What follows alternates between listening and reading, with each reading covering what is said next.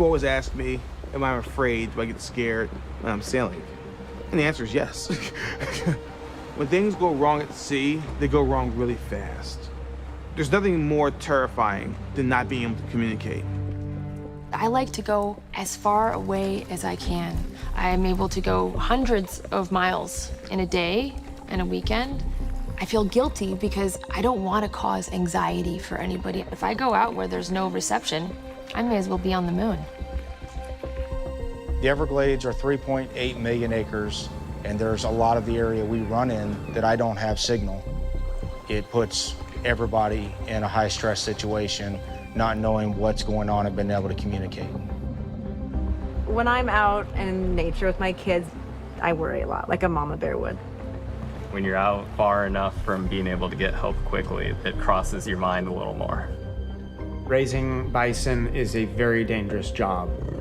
If John's injured out there, my biggest concern is how to get a hold of somebody, because we don't have cell reception. Communications can be a matter of life or death. When those communications break down, there's a bit of anxiety. If you don't hear from me by 3 o'clock, then you need to start the process of looking for me.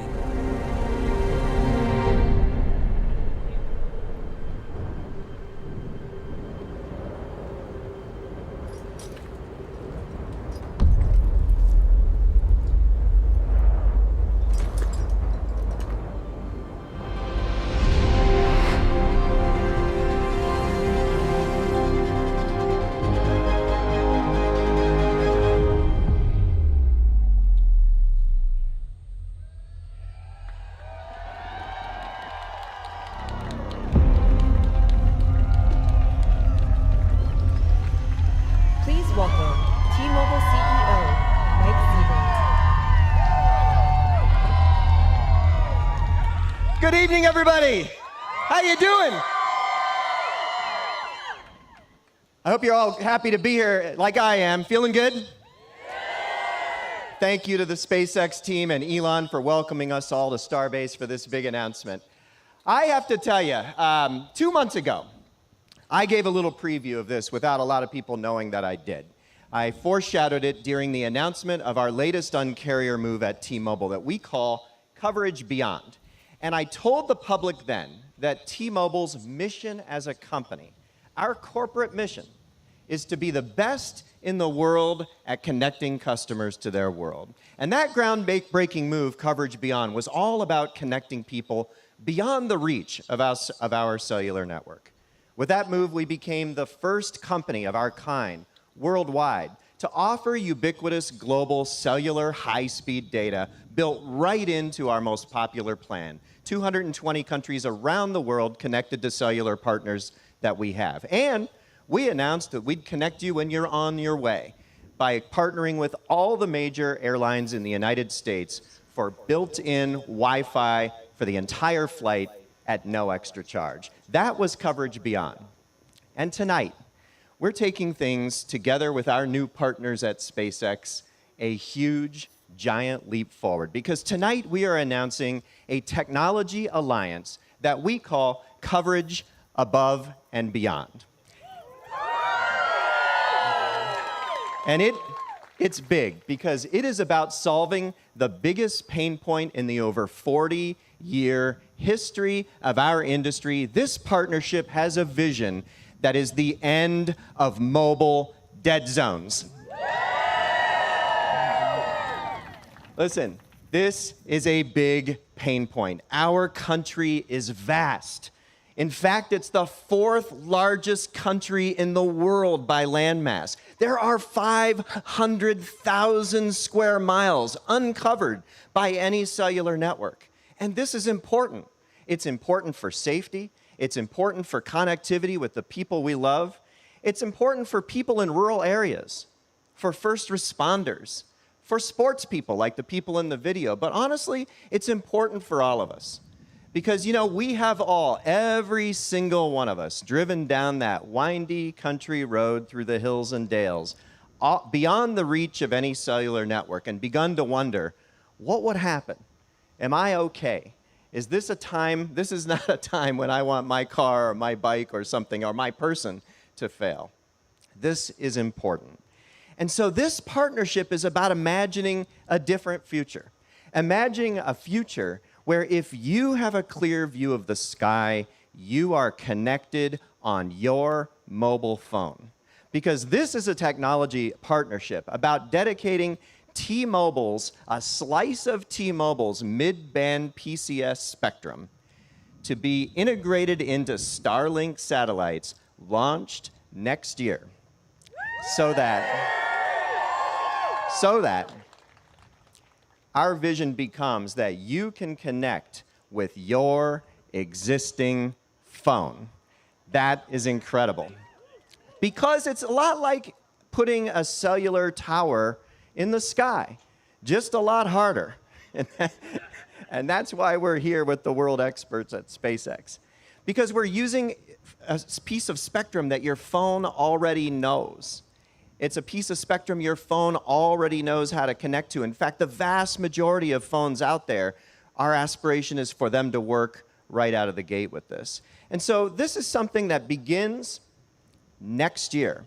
We will enter beta, we believe, as soon as late next year with messaging, MMS, and even messaging apps, so that you can, with your existing phone, beyond the reach of any cellular network, be connected.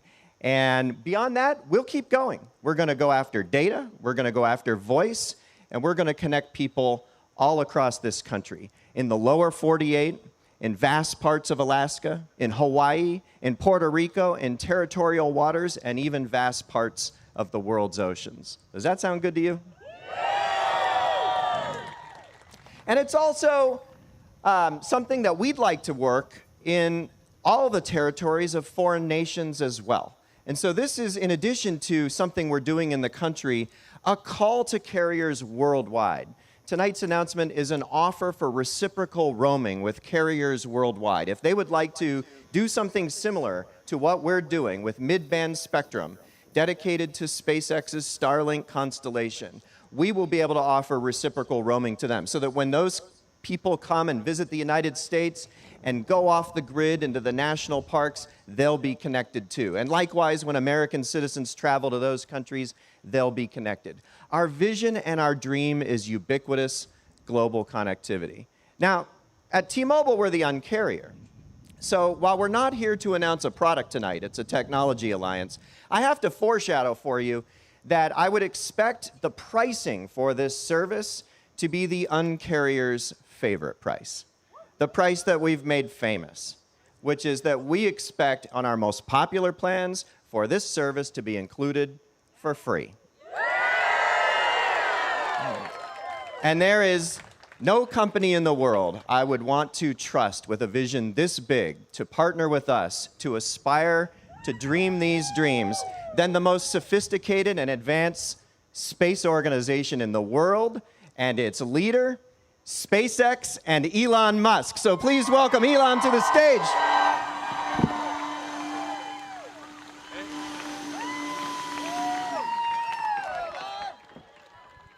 Hey guys. So, welcome to Starbase. So, it's something that we really want to emphasize because I think there might be some confusion out there. Is that this is the Starlink second generation satellites will be able to broadcast direct to cell phones. So the cell phones you're holding up there, it will be able to transmit directly to your cell or mobile phone. So now this won't have the kind of bandwidth that a Starlink terminal would have, but it will enable texting. It will enable images, and if there aren't too many people in the cell zone, you could even potentially have a little bit of video.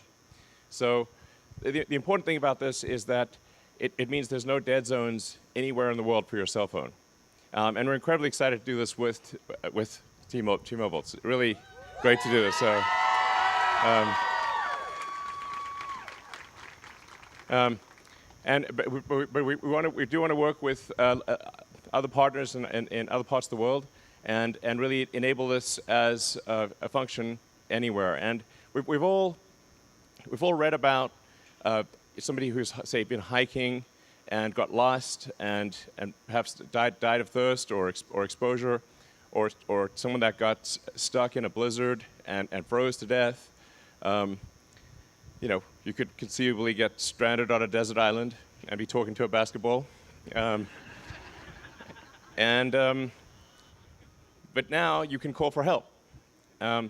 So the thing that I think is really profound about what we're announcing today is that it will save lives. And we will no longer read about these tragedies that happen where people got lost, and if only they could have called for help, they'd be okay. So I think what we're doing here is profound. It's going to massively improve people's convenience, and it's going to save lives. So it's incredible. Yeah.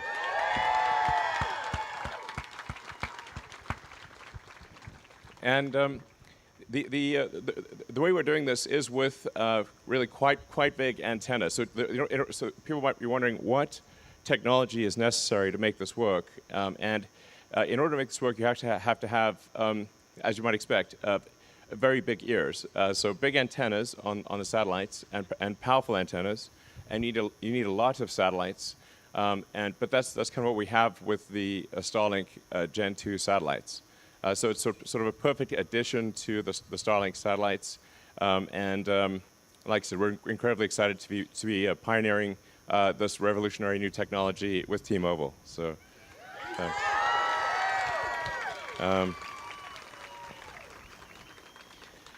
if people might be wondering, you know, what do I need to do to make it work? Well, you don't need to sort of point it at the sky and like follow the satellite or anything like that.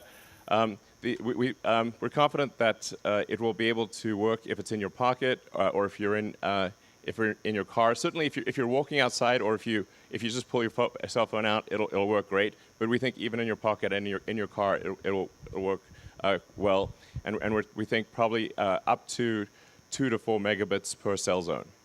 So that's thousands of voice calls and millions of text messages. So, yeah, I think this is a really a massive game changer. I hope that I'm being maybe a little repetitive on some of these things because I sometimes wonder, like, is the profundity of what we're saying actually going to, because, will the public understand this?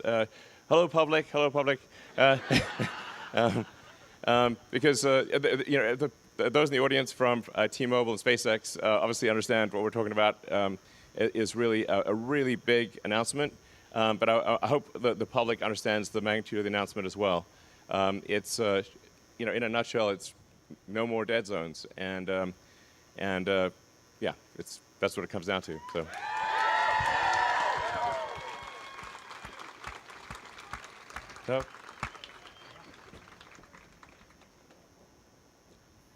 Do you want to answer this? Should we take some questions? Yeah. Sure. All right. So first question that came in advance from somebody in the press was, do I need a special T-Mobile plan? And as I said in my remarks, we're not here to announce the product yet, but my vision for this is that on our most popular plans, we're just going to go ahead and include this. And we feel like that's what the Un-carrier does. That's important. Now there may be low-cost plans that don't include it, and there our aspiration is to charge a monthly service fee that will be far less than the monthly service fees charged by today's satellite connectivity services. But for the most popular plans at T-Mobile, our vision is to just go ahead and include it for free, just like we did with the global connectivity for our cellular roaming partners all around the world. So do Starlink satellites have to be reprogrammed to communicate using T-Mobile's radio band? Actually, we need to do more than simply reprogram the satellites. We are constructing special antenna. Like I said, they're actually very big antenna that are also extremely advanced. They're the most advanced phased array antennas in the world, we think. And it has to be, the antennas have to be extremely advanced because they've got to pick up a very quiet signal from your cell phone. And you can imagine if that's like cell phone, that signal is going to travel 500 miles and then be caught by a satellite that's traveling 17,000 miles an hour. And the satellite's going to compensate for the Doppler effect of moving so fast. So this is really quite a difficult technical challenge. but we have it working in the lab, and we're confident this will work in the field. So it's actually quite a lot of extra hardware on the satellites, and it's also a lot of software, yes. It's a hard problem. That's why it's not been solved before.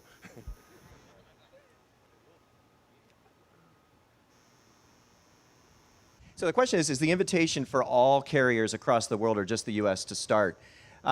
You know, one of the beautiful things about satellites is that they orbit the Earth. And so, you know, our mutual view was the more companies around the world we can get signed up for this, the way T-Mobile is signing up for it tonight, the better. Because, and what we're offering is reciprocal roaming, so that our spectrum, which will be transmitted by the satellites all around the United States, including territorial waters, vast portions of Alaska, Hawaii, Puerto Rico, big swaths of the ocean potentially, will be available to visitors in the United States that have carriers all over the world. And our view is that the best way to do this would be to ask them to also participate, find a piece of mid-band spectrum in their country from their carrier that they can dedicate to this in partnership with SpaceX, and then our customers would benefit from the same thing when our customers visit their country. And that's one way this could roll out. And so tonight's message is a call to those carriers to get involved and join the party. Yeah, so so this is an open invitation to carriers around the world. You know, please get in touch with us, and we'd love to partner with you and enable this globally. So, yeah. Next question right in front of us, will Starlink handle any of T-Mobile's backhaul transport? Well, we're open to that, and we're partners now. So, you know, yeah. And yeah, that'd be great. Yeah, and you know, it's I'm a Starlink customer, so I use the Starlink service right now, and it has blown my mind. I mean, it's an amazing service with massive capacity and speed, and in my experience, fantastic reliability. And so, you know, I do think there's an opportunity as we reach further and further into certain rural areas to make that the way we reach people with full voice data and messaging services. And so, you know, certainly we're open to that.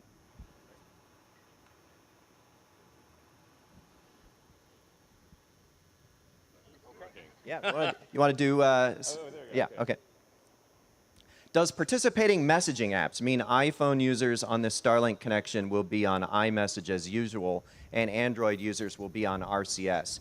You know, we haven't actually we just announced this moments ago, we haven't actually begun working with other companies as to how they will integrate with us. But the reason we said select messaging apps is because it's a bit of a technical problem that we need help from the partner with in order to separate messaging traffic from all other data traffic. We've done this before with prior initiatives at T-Mobile. We know how to do it, but sometimes we need a little bit of involvement from partners. We also need to make sure that they're working with us in a payload-aware way. And so our opportunity over this next few months is to open up a program and invite messaging apps to participate such that they are reaching our network in a way that our network can see and separate the messaging traffic and make it available to participate in this service right out of the gate. So that's the vision. And our partners in the internet have worked with us before. Years ago, we did Music Freedom, and we were the first company to allow you to stream all your music free at T-Mobile back when you sold data by the data bucket. And so we've been through this journey before, and that's basically how it'll work. Yeah, I think an important thing, though, is that you will not need to get a new phone. The phone you currently have will work. So, yeah.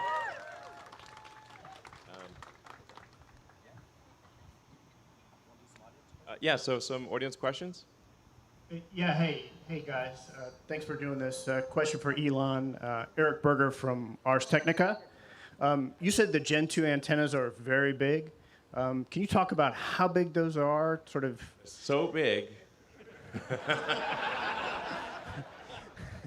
but I mean, NASA has had some issues with another company's antennas because they were really big. So I'm just trying to get a sense of like how big they are, and then like how many of these can actually fit in the Falcon 9 payload fairing, because you've been talking about launching that in addition to Starship. So thanks. Yeah. So. We think like this service will be primarily a Starlink V2 satellite. The Starlink V2 is the main body of the satellite is about 7 meters long, so call it maybe 40% longer than an SUV. And then the antennas that we're talking about here would be supplemental to the KU and KA antennas that we're currently using on Starlink 1 and to the laser links. So the Starlink 2 satellites, we intend to have KA, KU, improved KA, KU, and obviously the laser links. And then in addition, we would fold out the sort of cell spectrum antenna that would be also quite large, so on the order of 5 or 6 meters on a side, so roughly 25 square meters. And then can you get those in the Falcon 9 payload fairing? The Starlink V2 is meant for Starship. We might, yeah, it's meant for Starship, like those things. So the Starlink V2 satellites are very large and too big to fit in a Falcon 9. But we are actually looking at an interim solution, which is like a sort of Starlink V2 Mini that would maybe launch if the Starship program is delayed longer than expected. Would launch a sort of a smaller Starlink V2 kind of Mini that would fit on a Falcon 9. Thank you.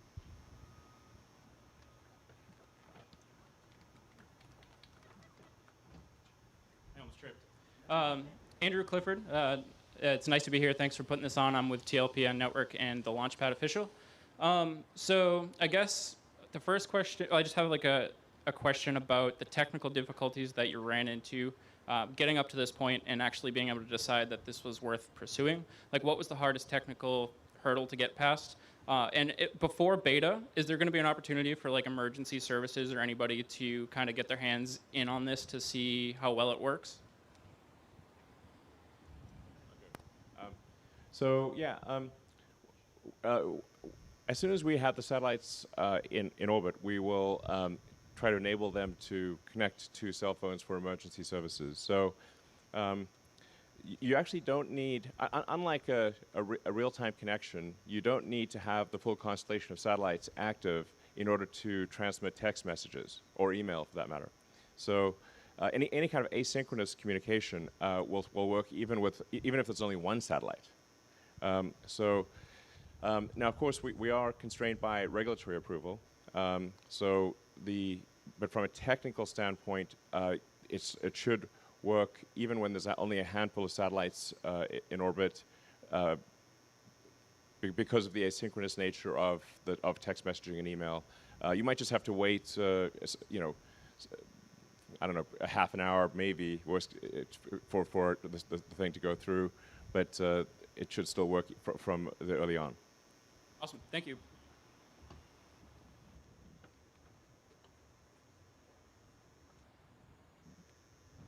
Hey Elon, Luis Balderas with Lab Padre Media.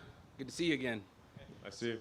Had a couple of off-topic questions, but I'm going to skip those. Yeah, we got to stay on topic, otherwise. Yes, sir. Yeah. So, with this new technology, will this eliminate international plans? And you talked about download speeds. What about upload speeds? Yeah, this will not. I do want to. This is an amazing thing that we're unveiling, but I do want to make sure that it's understood in the right context. So, the size of the cell that will be quite large compared to the space-based cell system. The area of the cell will be large compared to a terrestrial system. So this is really meant for places that don't have cell tower connectivity, because although it's like maybe 2 to 4 megabits capability, that's what the capability is for the entire cell. So if you've got we're talking about like 1,000 to 2,000 voice calls per cell, but that cell is going to be quite large. And so it really is, it's not a substitute for ground cell stations, because ground cell stations, especially in urban and suburban areas, will definitely be superior to what we're talking about here. This is really meant to provide basic coverage to areas that are currently completely dead. Thank you. Yeah, perfect.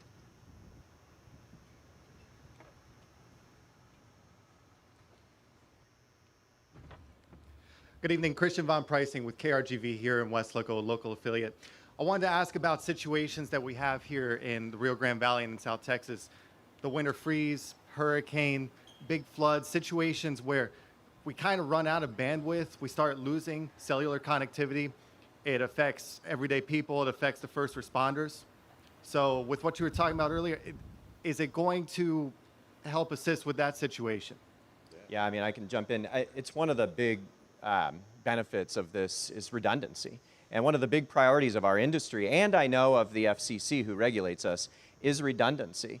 And one of the things about starting next year with messaging, as opposed to trying to plunge right into voice and data right away, is that with messaging, we should be able to handle a lot of messages, many, many thousands of messages that can be sent. And so when you do have outages that happen through natural disasters or otherwise, there's an opportunity for people at scale to be connected in real time. And Elon was saying there could be a lag at first, but he's talking about before we reach commercial service, right? So eventually, as we hit commercial service and even beta, this is real-time messaging where you send a message, you get an answer. You know, you're connected. And by limiting it to messaging in the early going, it allows us to address use cases like that, complete redundancy to cellular networks, which are subject to the weather because they're here on planet Earth. Yeah, but this really is a big deal. It's a great question to ask because, yeah, even if an entire region or country was lost connectivity because of a severe, hurricane or floods or fires or tornadoes, earthquakes, there's so many natural disasters, obviously, you would actually still have, even if all the cell towers were taken out, your phone would still work. Thank you.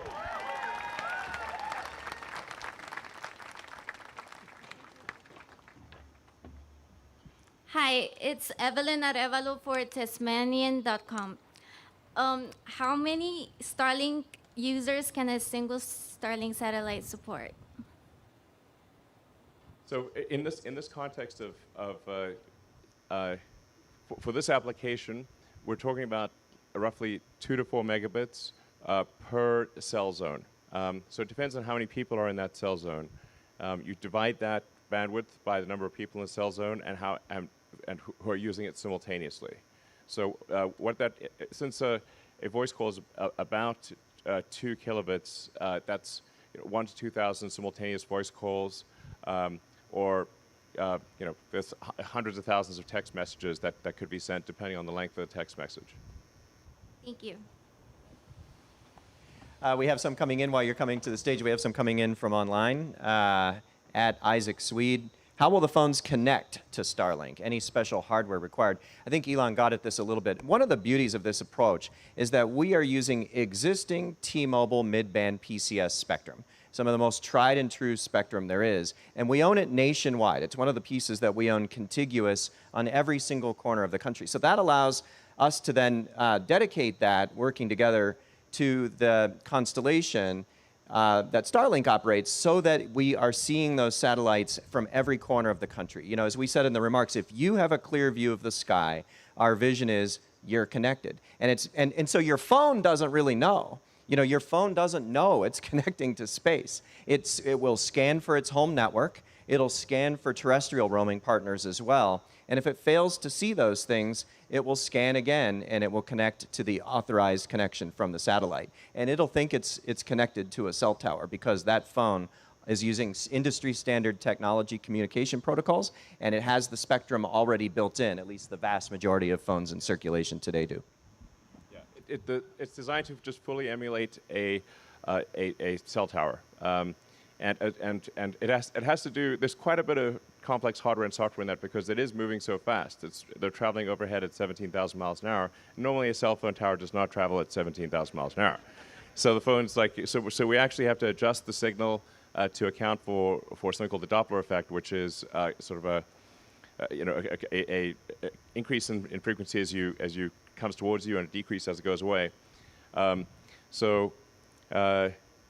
anyway, but anyway, it works. It's complicated, but it works and no extra hardware is needed.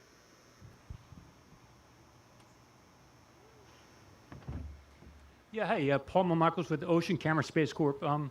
So your both companies are going to work together, kind of contribute different infrastructure together to build a bigger network and stuff. How do you see this maybe going further into the solar system, maybe future partnership there? Well, we'd love to have T-Mobile on Mars. There you go.